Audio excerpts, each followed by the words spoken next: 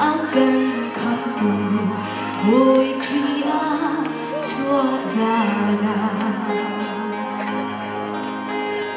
lei chung xua đi ang khát ni rung chua ina arum chung ne ni sung loi a chua za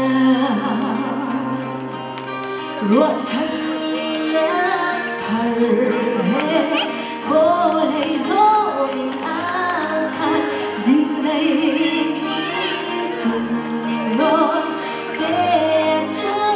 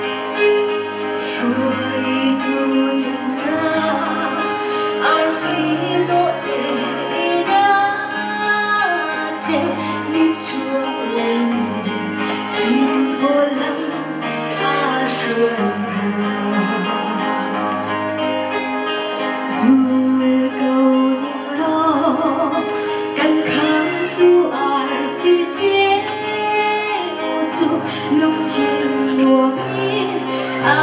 chua cho in tiền bôi là cá bôi đi anh làm nam trôi đã chua dây đi chán đầu cắn hồi xin đình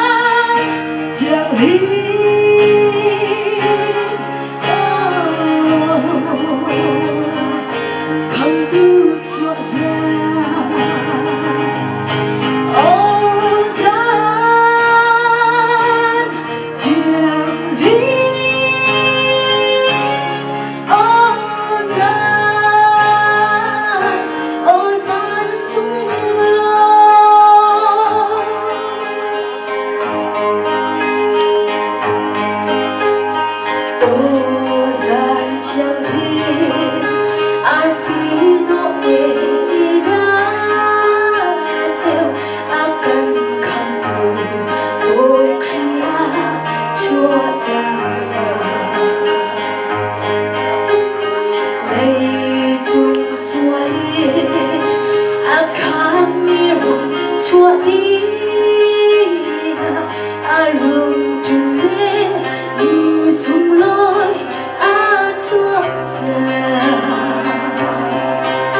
ruột thân đã thở hết vô lấy lỗ mình khát dịp đi theo sung lối để chúa nhà